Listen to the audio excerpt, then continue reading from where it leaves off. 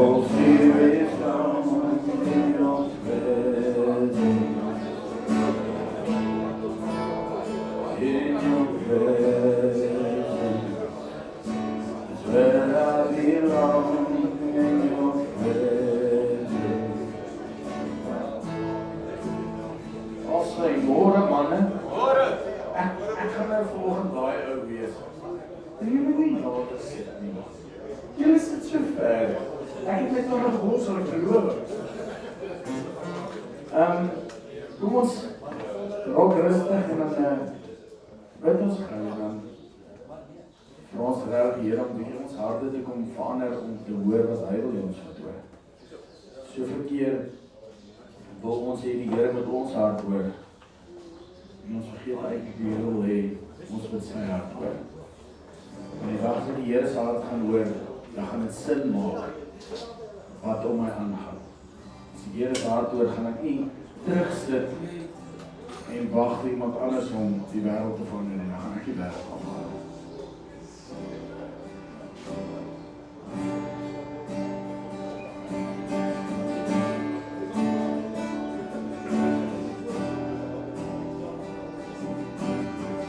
Waymaker, miracle worker, promise keeper, light in the darkness, my God, that is who you are.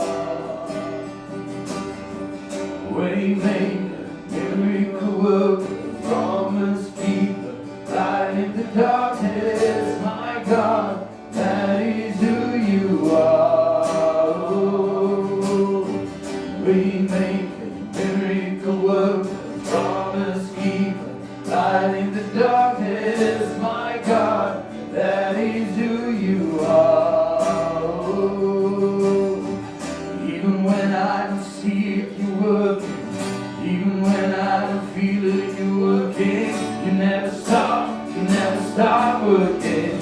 You never stop working. Even when I don't see it, you working. Even when I don't feel it, you working. You never stop working. You never stop working. Waymaker, miracle worker, promise keeper, light in the darkness, my God, that is who you are. Oh, Waymaker, miracle worker, promise keeper, light in the darkness, my God, that is who you are. Oh, Waymaker, miracle worker, promise keeper, light in the darkness, my God, that is who you are. That is who you are. That is who you are. That is who you are. That is who you are. Oh.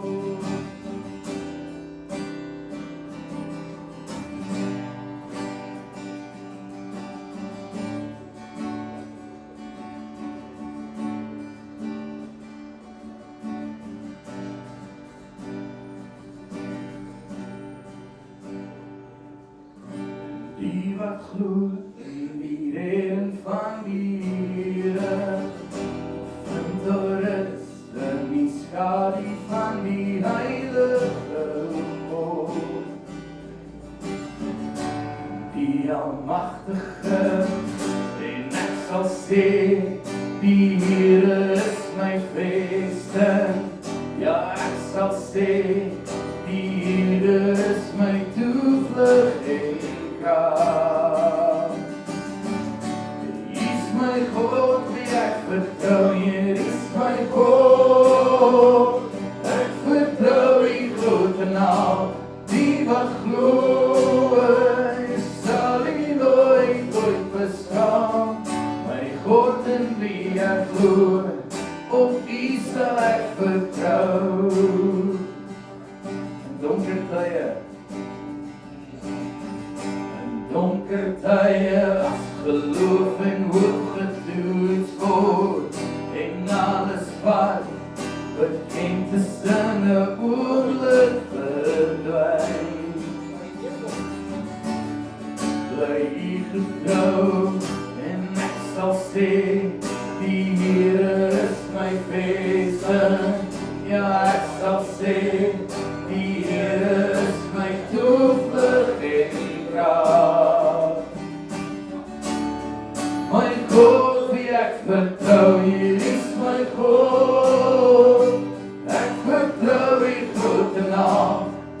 wat glo, sal nie nooit bestaan.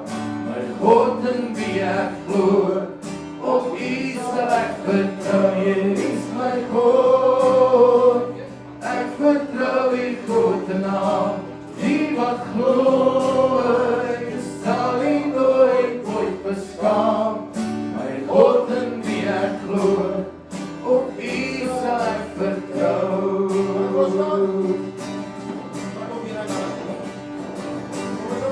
En halleluja, halleluja, halleluja, halleluja. My God in wie ek glo, op U sal ek vertrou.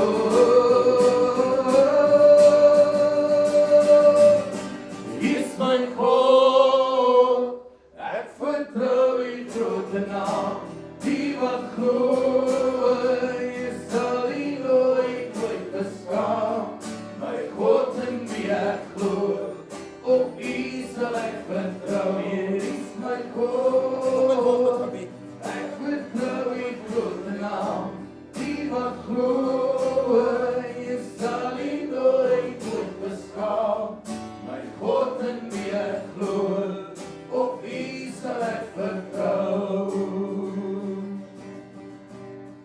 Op U sal ek vertrou.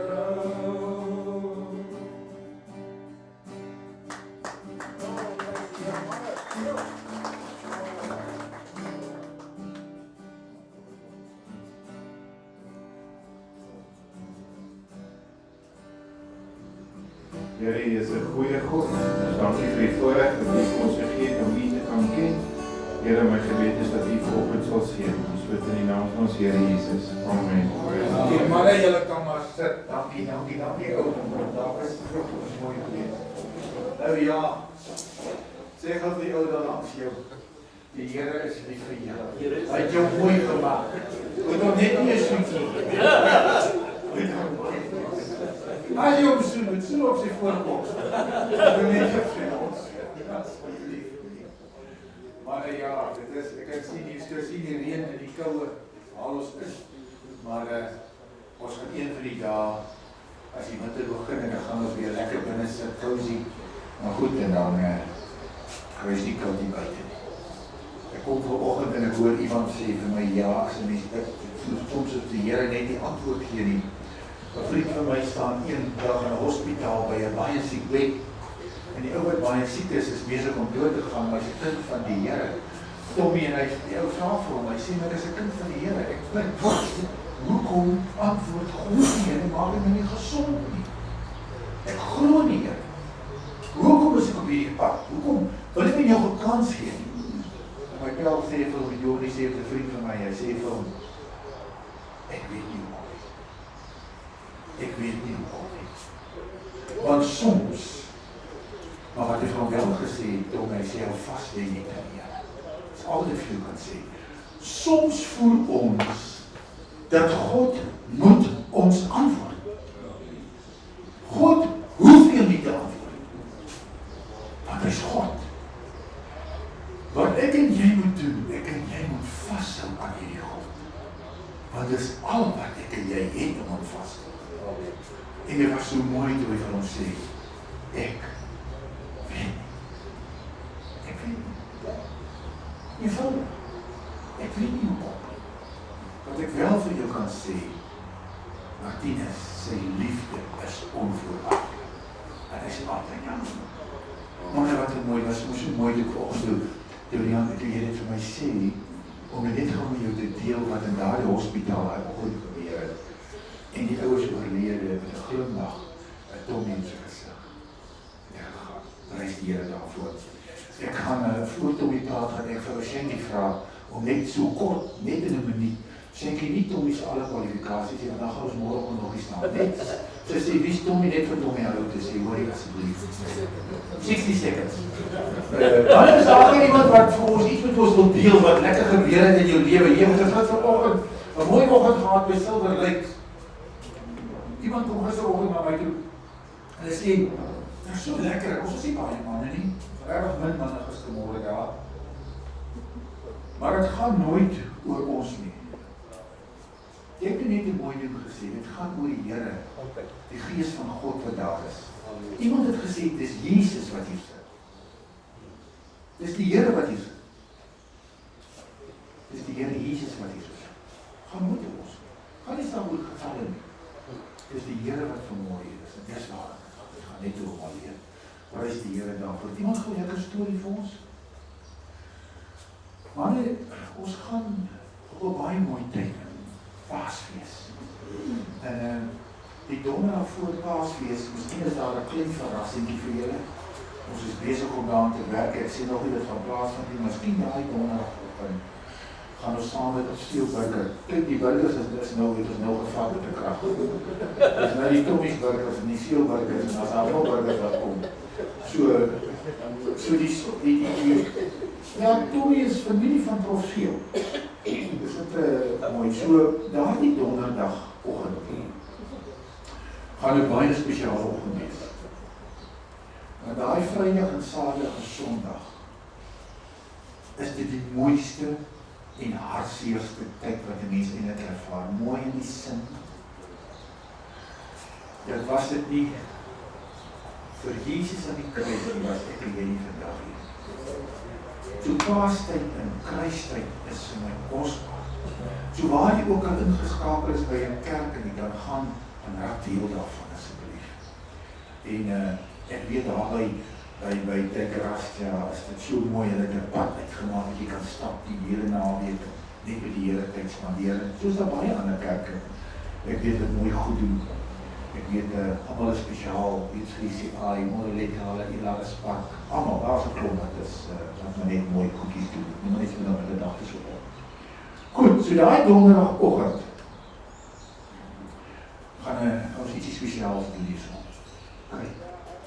Maar nou dat niemand ietsie wil meer vir ons sê nie, ja my Boeta, kom deel vir ons, gou vinnig. O ja, hierdie is die boek, die boeke wat julle invul met briefjes wat julle kan voltooi, jou name van, hierdie is die boeke van die lewe. As jou naam nie in is, wil ek jou sê, gaan jy sê. Nee, ek trek nie meer sê, ek was so nie, om jy sê, ek sluit nie. Dus skryf net jou naam daarin en jou van, en as daar 'n briefie wat jy kan voltooi, nou goed, en dan, as jou naam reeds daarin is, maar skryf ook mooi, as jy skryf asseblief mooi, jy kan sien. Okay. Ek sê nou met die hele oorlog wat aangaan, ek volg nogal se redelik baie van die goedjies wat aangaan. Nie noodwendig omdat mens wil nie, maar is omdat alles net vol van dit is. En ek sien gister sien ek so 'n videoetjie wat hulle met mense praat in Iran, so Christelike kerkie in Iran, en hulle vra vir die ou, waarvoor kan ons bid? What do we pray for? What do you need? Maar kyk, die plek is in shambles, so alles is stukkend. En die ou kyk in die kamera en hy smaal en so, we've got Christ, we already have what we need. En ja, dit red my. Want daar is daai ouens in die middel van al die moeilikheid. Daar is luister, ek het vir Christus, ek het niks anders nodig nie. As ek vandag sou sterf, is dit ook alraai. Ek het Christus. En hier kom ons en ek dink aan hierdie en hierdie en ek dink aan ek het nie krag nie en ek dink aan ongoedes wat omgaan om my. En ek vergeet, luister, ek het Christus. So mag het vir jou 'n eye-opener wees, dit was seker vir my. Net om weer te onthou, hey, ja, he's more guys, he's more than enough. Prys die Here manne, ons stil by die Here se voete vanmôre, dat dit om die vorentoe kom. Dit sommer vir jouself. Wat stil, vra vir die Here om jou hart stil te maak voor hom. En vra net vir die Here waar jy sit vanmôre.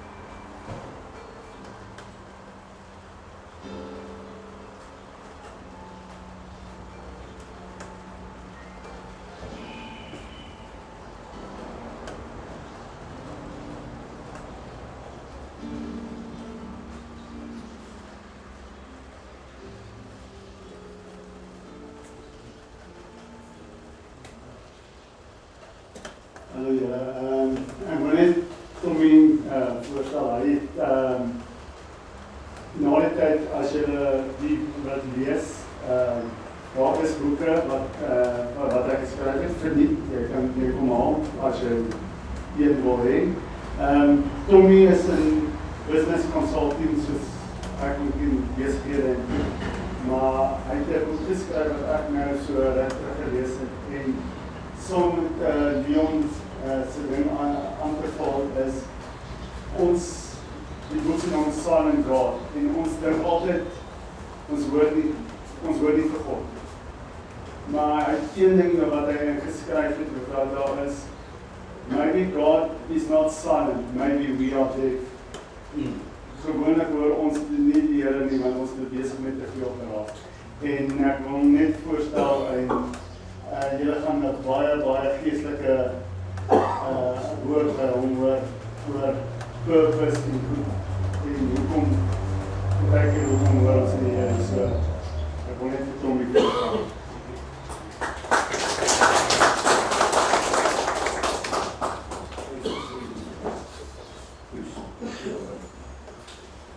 Wat was julle speech?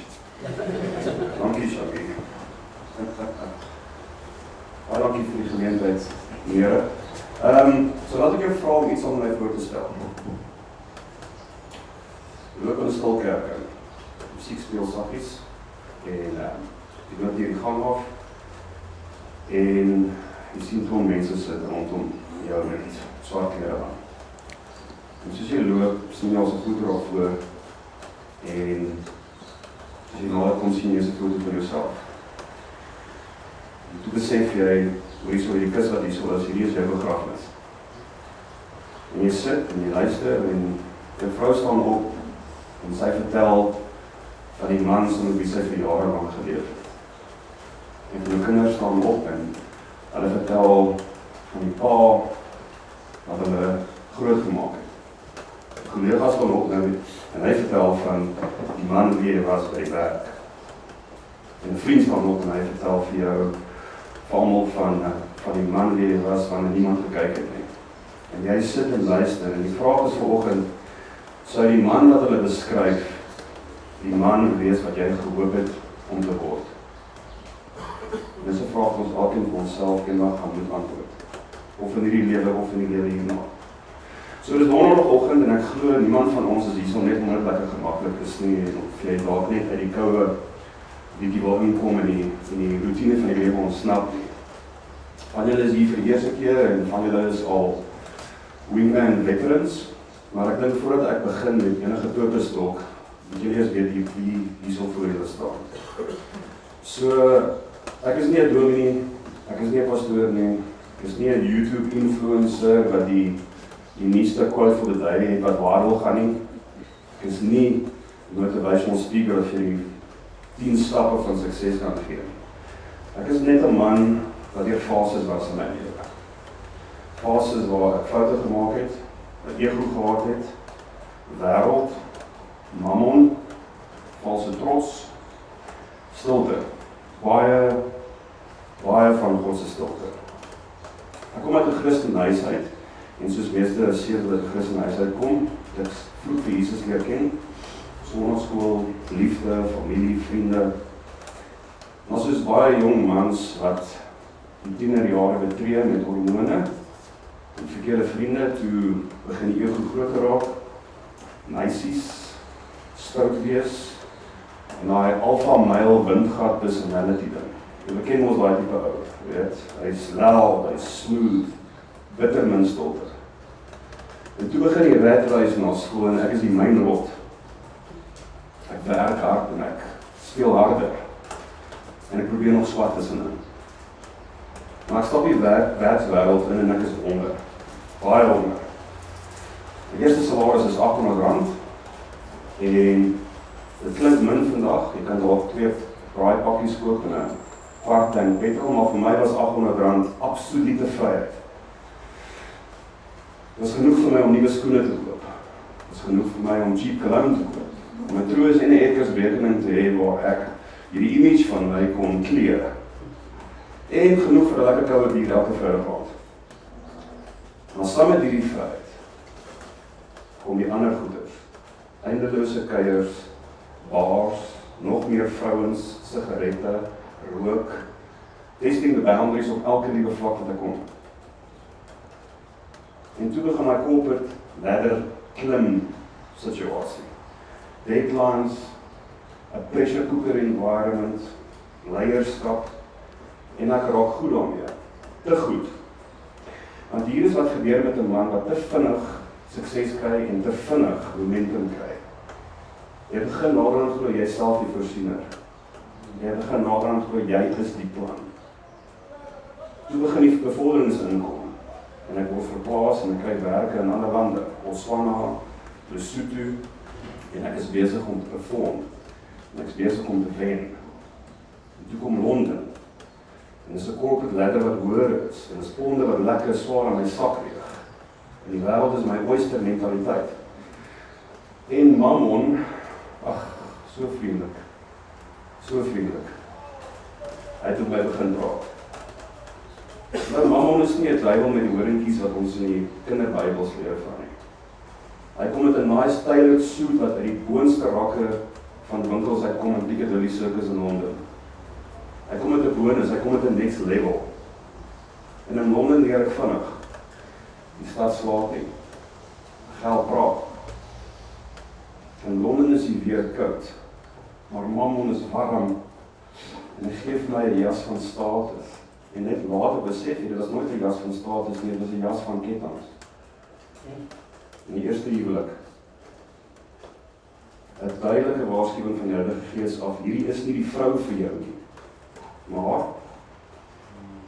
die eerste keer wat ek ook promptheid ongehoorsaam was aan die Heilige Gees. Want as 'n man ignoreer jy dit. Jy wil liewer jou image en jou status bou as wat jy die moeilike ding gaan doen en sê, sorry, dis gekanselleer. Dalk is dit maar net koue voete en ek druk deur. In Londen, die hartjie van die finansiële wêreld, 2008 slaan die global financial crisis. En ek word afgedank, first in, first out. En 2 maande later, egskeiding. Dit is net 2 gebeure nie. Daar was 2 sterftes direk na mekaar. So hierso, ek is omring deur baie mense, ek is nog steeds in 'n vreemde land, ek is nog steeds werkloos, ek is nog steeds alleen. Jy kan 5000 LinkedIn connections en nog steeds niemand op die bel 2 uur die oggend nie. En dit was een van die katalisators wat my laat val het. In kuier, drank, pornografie, vrouens en. En God word stil, of sal ek liewer sê God word stiller. Nie omdat hy weg was nie, maar omdat ek doof, of liewerste verdoof was. Toe probeer ek weer herbou, probeer my eie nuwe besigheid begin. 7 pogings, en ek probeer, en almal fail. 7 keer 'n failure, 7 pogings, 7 keer 'n muur. En ek wonder, is ek cursed? Is ek dalk stupid? Is daar iets wat God uit my probeer brand? En toe begin dinge stadig, maar seker weer 'n bietjie werk. En ek raak weer suksesvol, en ek print geld, en Mammon glimlag weer, of liewerste ek glimlag weer vir Mammon. En die patroon probeer weer terugkom. Meer geld, meer kuier, meer laat aande, meer wêreld, meer leegte. Intussen het ek weer getrou, en ek het glad nie geheel nie.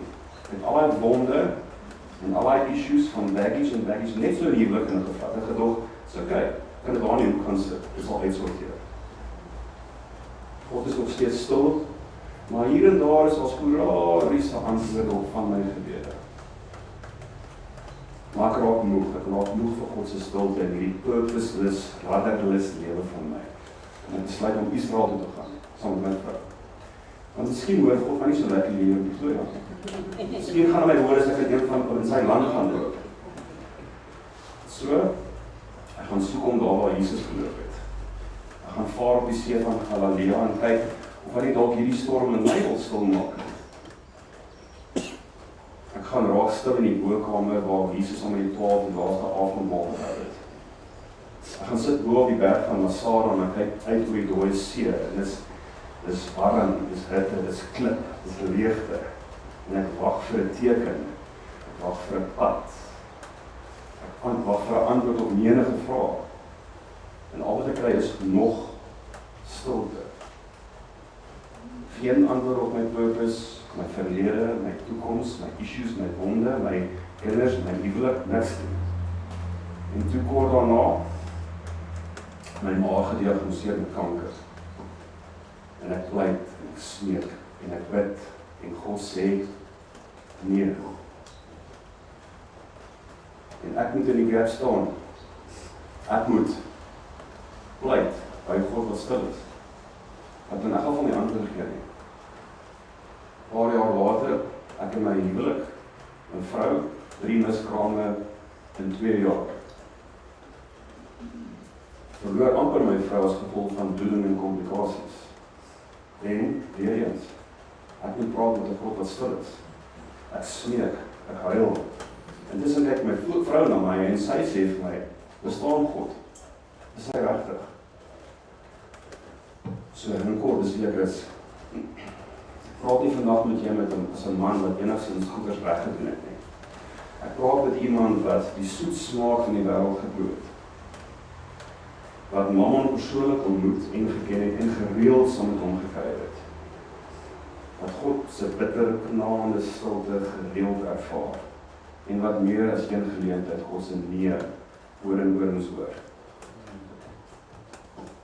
Ek moes leer. As jy nie jou purpose vind nie, gaan jy jou pyn verdoof. Met werk, met vroue, met drank, met skerms, met geld, met wat ook al vir jou belangrijk is.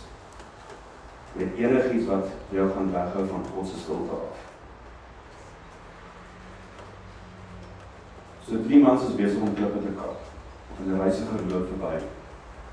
Hy vra vir eers, wat doen jy? Hy sê, ek kap klippe. Hy loop aan, hy vra die tweede en wat doen jy? Hy sê, nee, ek verdien geld om my familie te voed. En hy loop en hy kom die derde en hy vra van wat doen jy? Hy sê, ek bou 'n kathedraal. Al 3 mans het presies dieselfde werk gedoen. Maar slegs een van hulle het die doel agter die werk verstaan. Die vraag wat mans duisende jare mee worstel, is nie, wat doen ek met my lewe nie. Die vraag is wat ons almal mee sukkel is, wat bou ek met of in my lewe en vir wie en watter doel? So laat ek begin met 'n toets en hulle hoef nie hande op te steek nie. Wie van julle is tans besig om te wag vir 'n antwoord vir iets konkreets in jou lewe? 'n Kontrak wat moet deurkom, 'n deal wat moet sluit, 'n besluitneming wat deur die Exco afgeteken moet word, 'n huwelik wat besig is om aan skerwe te lei, 'n kind se genesing, krisis, en jy bid, maar daar's stilte, en daar's stilte, en daar's stilte. Ons mans is snaaks, ons wil vir 80 minute lank 'n Springbok game kyk. Ons kan nie vir 8 minute in doodse stilte net sit en luister na God nie. Ons kan ure spandeer om die laaste fyn details van 'n tender, 'n multimiljoen tender te finaliseer. Maar ons is okay daarmee as ons stilte tyd erken word as 'n Bybelvers wat ek vanoggend op die Bible app of op Facebook vinnig gelees het. So 'n vinnige bumper sticker versie. En jy noem dit stilte tyd.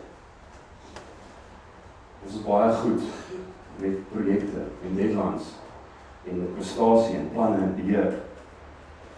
Maar as iemand jou ooit moet vra, is jy okay? Hoe gaan dit met jou siel? Dan sê ons, nee, ek is reg. Ek is net bietjie moeg. Nee, lekker my bel. Ja, niks om te worry. Want dit is nie antwoord nie, dit is skuilplek. Dit is 'n skuilplek wat jy gaan soek. So hier is my eerste vraag vanoggend vir jou. Wat is jou doel? Nie jou salaris nie, nie jou werkstitel nie. Nie dit wat die boys van jou sê om 'n braaivleisvuur nie. Nie dit wat eendag van jou gaan skryf op jou grafsteen as jy oorlede is nie. Jou doel. En dan my tweede vraag is, voel jy dalk vasgevang in 'n roetine lewe? Dieselfde oggend, dieselfde stres, dieselfde ek sal later met God praat, ek het nie nou tyd nie, dieselfde ek oorleef net mentaliteit. En dan 'n derde vraag. Voel jy dalk leeg? Al is jy suksesvol, of al het jy 'n baie besige lewe? Want dit is moontlik om finansiëel te wen, maar geestelik te verloor. Om in die wêreld se oë 'n man te wees, maar by jou eie huis is jy afwesig, en jy laat toe dat jou vrou die swaard optel en jou huis lei. Dis moontlik om die myn konyn alval nyl te wees, maar vanaand as jy op die kussing gaan lê, dan huil jy en jy voel leeg. Miskien is jy hier met die gevoel van iets moet verander. Nou laat ek jou nog 3 vrae vra, en ek wil hê jy moet hierdie in die diepste kamers van jou siel voel. As God nooit ooit weer vir jou iets gee, of doen, of jou seën nie, sal jy nog steeds soek. As God se antwoord op jou mees belangrikste gebede 'n nee is, sal jy nog steeds bid.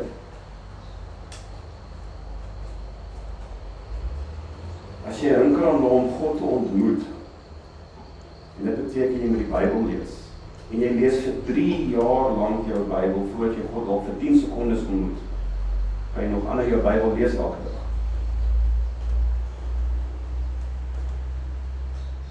Of is jou gebed en jou stilte tyd net 'n transaksie? 'n inkopieslys. Here gee. Here maak. Here fix.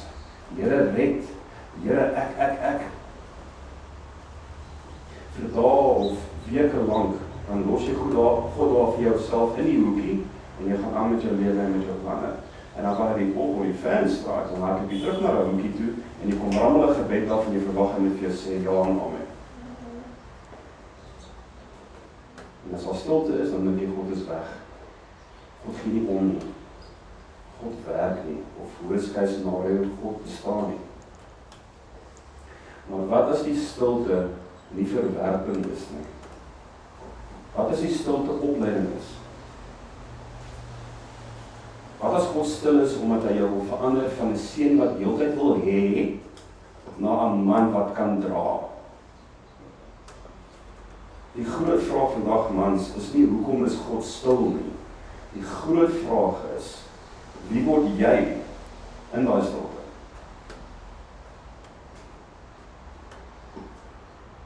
Ek het vir baie lang tyd myself geword om met God se stilte. En dan het ek gaan geraas soek op ander plekke. En na baie jare lank, toe die Heilige Gees my ontmasker, en hy het my gesê, jy bid nie die Onse Vader, soos wat Jesus jou geleer het nie, jy bid the man's prayer, en jy leef dit uit. En ek het begin agterkom, my gebede het nie gegaan oor God nie, dit het alles gegaan oor my. Ek was nie besig om oor te gee nie, ek was besig om te bestuur. Ek het nie gewag op sy wil nie. Ek het planne gemaak, en dan het ek hom hierso probeer indruk in my planne, en sê, seën my planne. My stilte tye was 'n periode waar ek God hanteer het as 'n cosmic butler wat op my eie beg and call was. My eie divine ATM.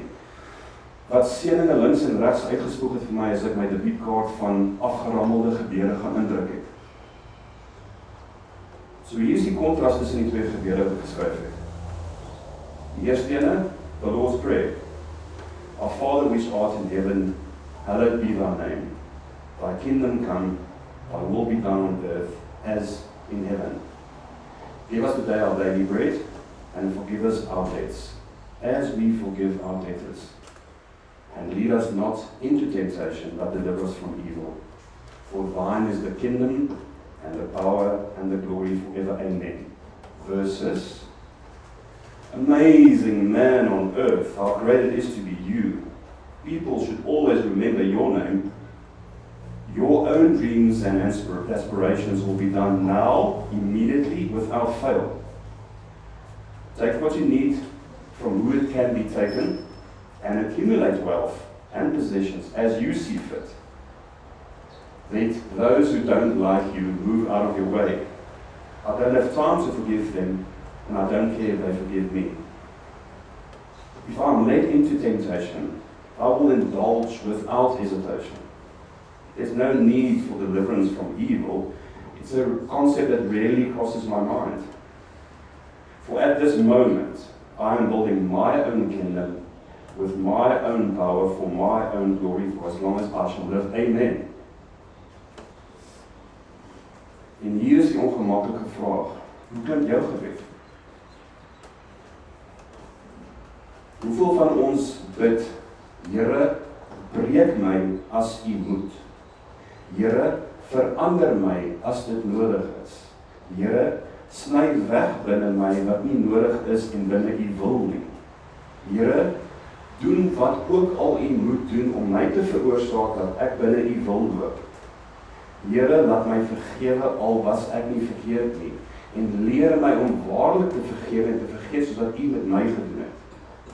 Nee, ons bid liewer vir goedgekeurde kontrakte en finansiële deurbrake en suksesvolle strategieë en genesing en stabiliteit. Maar baie min van ons sê, laat U wil geskied, selfs al moet ek al my planne op die kruis hang. En dan raak ons gefrustreerd as God stil is. Maar wat as hy stil is, omdat hy nie jou plan wil bevestig nie? En wat as hy stil is, omdat jy nog nie gereed is om sy plan te aanvaar nie? Jesus het begin met, hallowed be your name. Wanneer laas het jy in jou gebed gesê, Here, U is heilig, in plaas van Here gee, Here doen, Here help. Net aanbid, juis omdat hy God is en jy is nie. Wanneer laas jy gebid sonder 'n agenda, sonder 'n inkopieslys? Baie van ons gebede is nie verhouding nie, dit is transaksie. En wanneer die transaksie nie deurgaan nie, dan voel ons verwerp. Maar God is nie 'n hemelse bankbestuurder nie. Hy is jou Vader, en 'n Vader gee nie altyd wat 'n seun wil hê nie. Hy gee wat jou vorm. En dit is presies hoekom daar twee gebede, die een gebed geskryf het met vergelyking teenoor ons Vader. Want ek het besef, ek het God slegs gevolg, solank hy my vorentoe gevat het. Maar toe hy stil raak, het ek begin twyfel, nie noodwendig in sy bestaan nie, maar in sy betrokkenheid in my lewe. Een van die mooiste gebede wat ons as mans kan bid, met 'n nederige hart, is die gebed wat Salomo gebid het in 1 Konings 3. Toe hy gesê het, Here, ek is die jong 20-jarige, wat nou net van my pa Dawid af die koninkryk gekry het, en ek moet klomp besluite maak onder my koningskap, wat duisende Israeliete gaan affekteer. Ek soek net wysheid. Nie geld nie, nie transaksie nie, nie gesondheid nie, nie lang lewe nie, net wysheid. En God sê, okay, great, omdat jy dit doen met 'n nederige hart, gaan ek die res vir jou wysheid. 'n Wyse mentor het eens gesê, elke man in sy lewe op 3 stoele. Die eerste stoel is die stoel wat mense beïndruk. Jy probeer om jouself te bewys. Jy probeer om te slaag. Jy probeer om respek te kry. Die meeste mans spandeer baie tyd in hulle lewe op daai stoel. En sad to say, baie mans vir die res van hulle lewe. Maar dan is daar 'n tweede stoel. En dit is die stoel van verantwoordelikheid. Dit is wanneer jy besef dat die lewe gaan nie net meer oor jou nie. Dit gaan oor familie, integriteit, jou legacy wat jy gaan nalaat. En dan 'n derde stoel. En dit is die stoel waarop jy alleen sit en jy vra vir God, Here, word ek die man wat U my geskaap het om te wees? Ons almal gaan eventueel daai vraag van God moet vra. Amen. Genesis 1:27 sê, God het die man of die mens geskaap na sy beeld. Nie na 'n beeld van 'n suksesvolle entrepreneur nie, nie na 'n beeld van 'n jagter van formaat nie, nie na 'n beeld van die man met die meeste geld nie, en definitief nie na 'n beeld van 'n slaaf van sukses nie. Na sy beeld. En dit beteken, jy moet dra, jy moet lei, jy moet orde bring in jou omgewing. Jy moet sy karakter reflekteer onder sy leiding. En jy moet sy heerskappy uitoefen onder sy leiding. Maar hier is wat gebeur het. Ons het identiteit gaan staan in verruil vir inkomste. Ons het roeping verruil vir reputasie. Ons het intimiteit verruil vir prestasie. Jesus waarsku, julle kan nie God en Mammon beide dien nie. Want Mammon is nie net geld nie. Mammon is enigiets wat jou sekuriteit kan vervang met God. Vir sommige is dit geld, vir ander is dit erkenning, vir ander is dit beheer, bewerk, vriende, en vir ander ewen kerksaktiwiteite. Mammon sê die volgende, as ek dit net kry, dan sal ek veilig wees. As ek dit net kry, dan sal ek gelukkig wees. Maar Salomo het in Prediker 1 gesê, alles is te vergeefs. Alles is te vergeefs. Sonder God as jou kern, is alles leeg. Sonder die vrede en shalom wat direk uit God se troonkamer uitspruit, is alles te vergeefs. En dit is hoekom jy kan suksesvol wees en nog steeds leeg voel. Dis hoekom jy 'n groot inkomste kan hê en nog steeds 'n swak identiteit.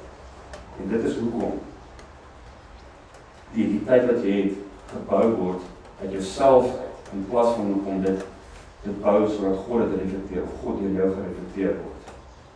Dit moet uit die oorsprong uitkom, en die oorsprong is God. En as jy nie gaan groei en sal jy hele lewe lank jaag. Jy sal jaag na meer, na hoër, na groter, na vinniger, na sterker. Want Mammon beloof sekuriteit. Ons sal vir jou nooit rus gee.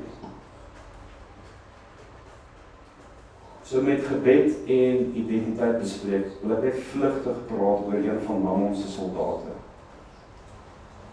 Vir 'n oomblik dink ek aan die volgende feite in Suid-Afrika. Ons het 'n studie gedoen onder Suid-Afrikaanse volwassenes tussen die ouderdom van 18 en 92. En is bevind dat 75% mans en vrouens verbruik pornografie. Mans meer as vrouens. En daarselfde studie uitwys dat helfte van Suid-Afrikaanse kinders tussen die ouderdom van 10 en 18 ten minste 1 keer 'n week na pornografie kyk. Met 10% wat elke dag daarna kyk. So dink jy 'n bietjie vir een oomblik daaroor. Ons praat nie hier van 'n klein probleem nie.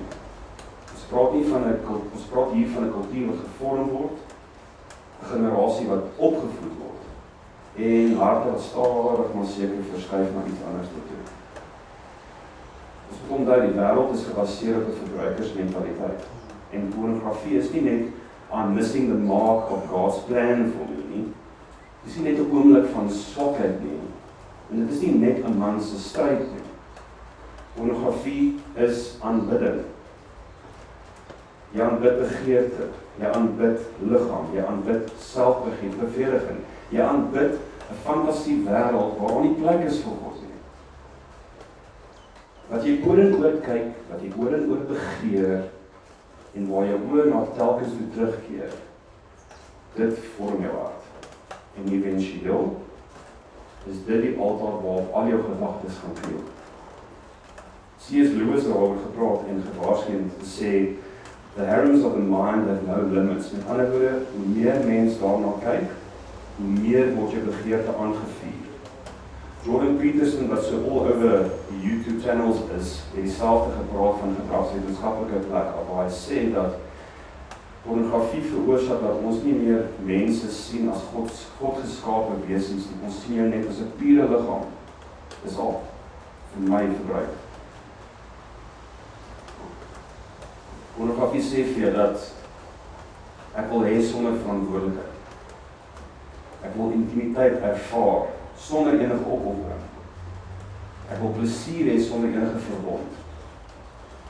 En dit is presies die teenoorgestelde van wat Efesiërs 5 sê, waar dit sê, mans, julle moet julle vrouens lief hê, soos Christus julle eerste lief gehad het. Christus het nie geneem nie, hy het gegee. Hy het nie verbruik nie, hy het gesterf. En pornografie leer jou om te verbruik. Christus leer jou om op te offer. Jy kan nie albei doen nie. En in die begin het ek jou gevra, wat is jou doel? Deel daarvan is om elke dag vir jouself te sterf. En die wat getroud is en vrouens het, beteken dit, jy moet sterf vir haar ook, want God het jou geroep om sy dogter huis toe te lei. Jesus het my en jou gemors op sy skouers gevat, en hy het alleen dit gevat op sy skouers en hy is vastgenaal. En die Bybel sê ons moet die voorbeeld van hom volg, met ander woorde, jy moet haar nonsens op jou skouers vat. As sy nie happy is nie, is dit jou werk om haar unhappiness op jou skouers te dra. As sy iets gedoen het waarvan jy hou, tough bananas, so be it. Dis jou werk om op jou skouers te dra. Jy moet sterf vir jouself om haar terug te lei na God toe. Maar doen ons dit? Bid jy saam met haar elke dag? Leer jy haar oor geloof, gebaseer op wat jy geleer het uit die woorde wat God jou gewys het? Bou jy haar op? Lei jy haar in haar geloof, selfs wanneer sy klein geloof is? Want God het jou geroep om sy dogter huis te vat. 1 Petrus 3 sê, mans lewe verstandig saam met jou vrouens en bewys hulle eer, en in Grieks beteken dit, gee haar gewig, gee haar waarde, dra haar broosheid. En as jy jouself leegmaak op skerms, hoe gaan jy haar ooit kan dra? As jy jou dopamienkapasiteit uitwoed op die algoritmes van 'n skerm, hoe gaan jy haar ooit emosioneel kan bystaan? Wat Galasiërs 5 sê, die vrug van die Gees is selfbeheersing. Maar selfbeheersing is nie onderdrukking nie, dit is innerlike krag. Ons moet besef wat besig is om te gebeur in die wêreld. In hierdie immediate gratification and consumption mentaliteit. By 'n onlangse tegnologiese konferensie was daar AI humanoid robotte wat bekend gestel is, waar jy kan self dit programmeer. Jy kan reken hulle by die volgende 10 jaar sal 'n man kan 'n AI vernoot vir homself bou met die voorkoms wat hy wil hê, met 'n persoonlikheid wat hy kan programmeer, met die emosionele reaksies wat geen konflik veroorsaak nie, seksuele verbondenheid of beskikbaarheid sonder enige verbond, geen karaktereise nie, geen heiligmaking nie. Nou dink 'n bietjie daaroor. En dit mag dalk amazing klink vir sommige. Geen konfrontasie, geen opoffering, geen geestelike groei, geen verhouding, geen harde werk nie. Maar dis beheer. Dis net 'n vorm van beheer en jy is die een wat die beheer uitoefen. Dis mammo net in 'n nuwe vorm. Dis nie geld nie, dis tegnologiese mag. So as ons in pornografie al reeds geleer het om dit te verbruik, hoe maklik gaan dit nie wees om net oor te gee vir die volgende stap nie.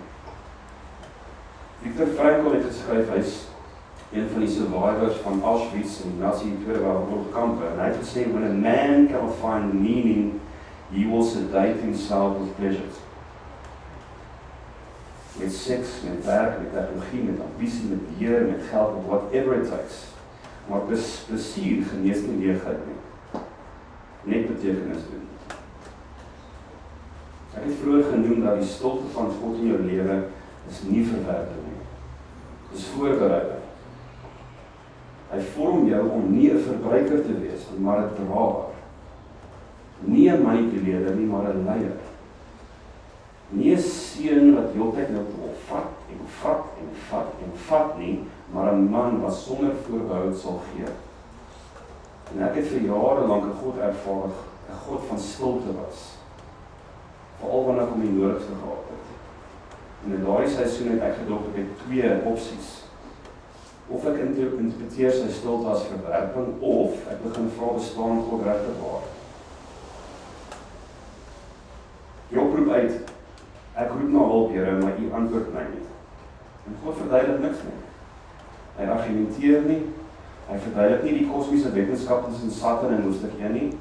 Hy verskyn eers heel wat later hier by hoofstuk 38, waar hy nie enigstens aan Job enigstens iets verduidelik. Hy antwoord nie, hy vra nie, doen niks, en hy sê net, ek is God en hier is my majesteit. Met ander woorde, Job, jy verstaan nie alles nie, maar ek is God. Mans volwassenheid begin wanneer jy ophou van God vereis om in jou te probeer verduidelik. Hy is God, jy is nie. Habakuk 1, selfde storie. Hoe lank nog, Here? God is stil. Hy kla, hy worstel, hy bevraagteken. Maar hier teen hoofstuk 3, ewesklik is Habakuk verander. En hy sê, al sou die vyeboom nie bloei nie, Nogtans sal ek jubel in die Here. Kyk wat gebeur het. Omstandighede het nie verander nie, maar Habakuk het verander. Die stilte het net sy geloof verdien, maar nie sy probleme opgelos nie. Jakob worstel met God en hy loop weg mank. En hy kry sy nuwe naam, Israel. En die Joodse Midrash waar vertel dat Jakob kon eers man geword het, as hy deur 'n moeilike tyd saam met God gegaan het. Hy moes eers deur daai tyd gegaan het. Maar mans, soms kom jy uit jou stilte van God af met 'n witte teken. Maar jy kom wel uit met 'n nuwe identiteit. En dalk in die huidige seisoen van stilte wat jy dalk nog bevind, is dit nie 'n straf nie. God is besig om jou naam te verander. Getsemane, Jesus bid, my Vader, as dit moontlik is, laat hierdie lydensbeker by my verbygaan. Moet nogtans nie u wil doen nie, maar moet nogtans nie my wil doen nie, maar doen u wil. Tog bly Jesus gehoorsaam. Soren Kierkegaard was 'n Deense filosoof geweest, en hy sê, faith is precisely the tension between the absolute absurd circumstances in your life and obedience. Getsemane persoonlik dink ek is een van die hoogste vorms van manlikheid. Nie beheer nie ontsnapping nie. 100% oorgawe en gehoorsaamheid aan God se planne, nie jou planne nie. Maar ons mans wil opstanding hê, maar ons wil nie Getsemane hê. So hoe wag 'n man? Dissipline. Dissipline is nie emosie nie, dis 'n struktuur. Jesus het self elke liewe oggend opgestaan, weggebreek en stil word voor God. Nie omdat hy gevoel het, vandag hy wil dit doen en môre wil hy dit doen nie omdat hy tyd gehad het en soms nie tyd gehad het nie, maar net as 'n ritme van sy lewe, omdat dit deel van sy dissipline was. Psalm 46 sê, wees stil en weet ek is God. Eers stil, dan weet. Stilte verlang 100% van jou teenwoordigheid, en dit is ongemaklik. Want in stilte kom jy jouself teë, die ware jy kom jy teë. Blaise Pascal, 'n Franse filosoof, het eens gesê, al die probleme van die mensdom spruit voort uit die mens se onvermoë om rustig alleen in 'n kamer te gaan sit, in stilte. Want in stilte sien jy hoe leeg jou hart is. Jy sien wat die issues is. Jy sien wat jy nodig het. Jy hunker. En ons meeste mense is bang vir dit. So mans, kom ons stop om voor te gee. Die wêreld respekteer nie swak mans nie. Ja, God het wel swak mans gebruik in die lewe, maar hy gebruik nie louware mans nie. Nie mans wat net sterk klink in vergaderings nie. Nie mans wat net groot praat by 'n braaivleisvuur nie. En definitief nie net mans wat teenwoordig is wanneer hulle pas in die huis nie. God gebruik gevormde mans. En vorming gebeur nie tydens applous nie.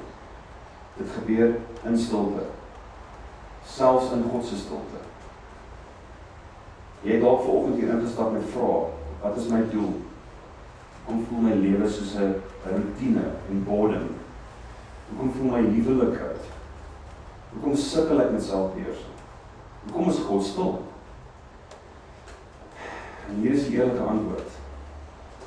Omdat jy nog gevorm word. Of, ek weet nie. Jy het vroeger gesê, joh. Omdat jy gevorm word. Niemand word gevorm sonder weerstand nie. Jakob het mank uitgestap na die worsteling. Job het nie antwoord gekry nie, hy het God gekry. En Jesus het nie Getsemane vir my nie, hy het oorgegee. Maar ons wil dit anders hê. Ons wil gevorm word, maar gemaklik bly. Ons wil karakter hê, maar sonder enige sny en eina. Ons wil geestelike gesag hê, maar sonder enige dissipline. Ons wil ons huise lei. Ons kan nie eers ons oë op ons mond lei nie. Die grootste bedreiging van jou manlikheid is nie feminisme nie. Dis nie politiek nie, dis nie ekonomie nie, dis nie die AI wat jou werk gaan vat nie. Dit is hoe jy optree in die stiltye, in jou moeilikste seisoene. Jy mag nog vra, wanneer gaan God die deur oopmaak? Wanneer kom die kontrak deur? Wanneer los hy al my probleme op? En wanneer wys hy vir my my purpose? Maar hier is die vraag waarmee ek jou los volgend. Wie gaan jy wees as hy dit nie doen nie? Gaan jy bitter word? Gaan jy wegstap? Gaan jy troos soek in skerms of drank of enige ander tipe ding? Of gaan jy staan? Getrou, vas, onwankelbaar. Nie perfek nie, net oorgegee aan hom. Suid-Afrika het nie nog slim mans nodig nie, ons het nie nog ryk mans nodig nie, ons het glad nie nog alpha males nodig nie. Ons het gevormde mans nodig. Mans wat wanneer die Here stil bly, steeds staan en steeds uitroep en sê, U is God, ek is nie, nog steeds sal ek U aanbid en wag. Moenie vandag net geïnspireerd die uitstap nie. Verander jou ritme. Bou dissipline. Sny kompromieë. Word stil. Lei jou huis. Tel die swaard op. En wag vir God. Want in die stilte van God word seuns uiteindelik mans. En in die stilte van God word mans goddelike leiers. Dankie julle.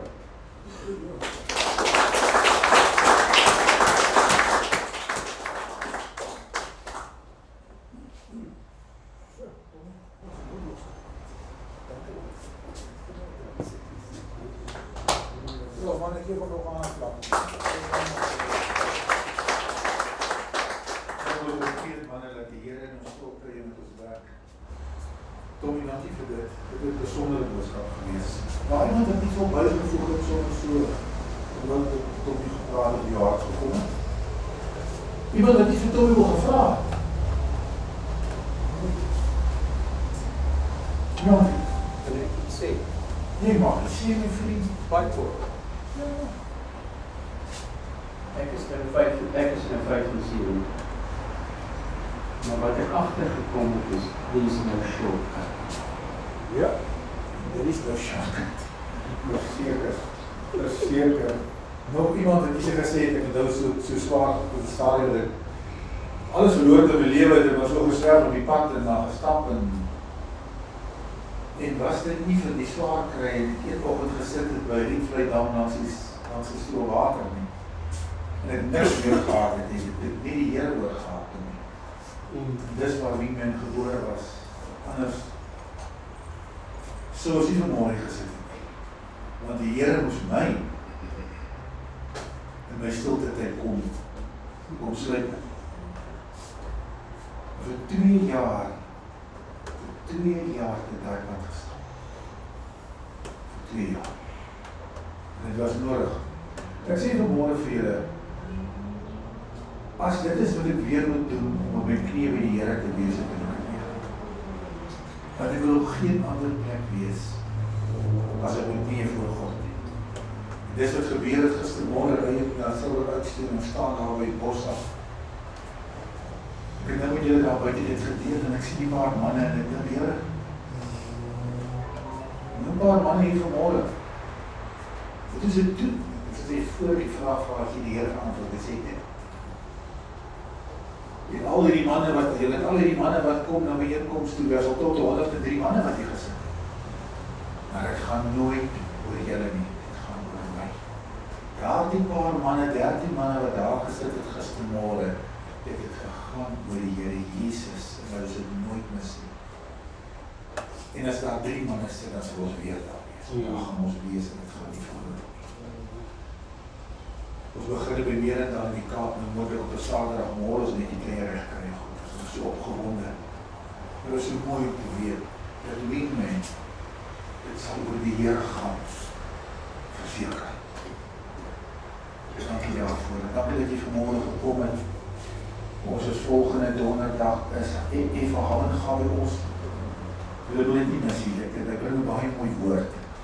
Die donderdag daarna is Profesie Burger by ons, as daar weer 'n burger by ons. Goed, so graag met die Tommy later in die jaar weer by ons kom kuier. Goed, die volgende week is Prof. Theo Burger by Bossa Silverlake saam met ons. So, dan kan jy saam. Maar dan kom ons staan vanmorgen.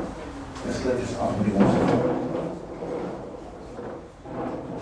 Wat moet jy om jou skouwer sê vir ons lief vir hom? Sluit ons af en dan gaan ek vraag vir waar is ons vriend? Ek sien ek weer raak. Maar jy moes die seën spreek vanmorgen.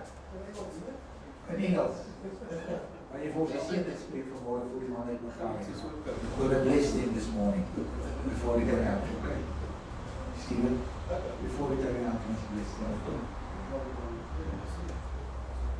Goed, kom ons sluit af. Maar vast mekaar so. Kijk, soms dan voor op die kom. We staan hier bij mij. Ik heb hier voor ons staatsleven bij onze vader.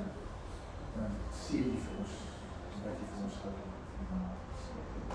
Kom ons sluit af by onze vader, man. Martine, staan nou by jou 13. Jy recht, staan nou 13. Jou sien, wacht, jy moet film man. Ons Vader wat woon in die hemel, heilig sy